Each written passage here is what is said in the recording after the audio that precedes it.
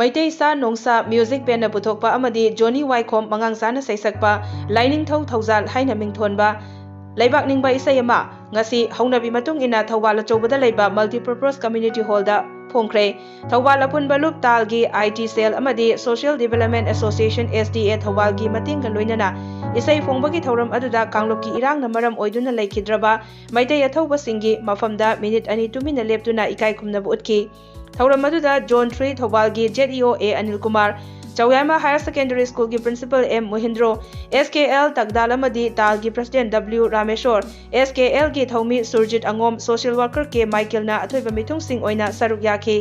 Surjit Angom Meitei gi mayekta Subahini Mangang Laimana production piba isai asi ngasi gi athoiba mithung na release tawkhibaga loinana miyamda khudol tamki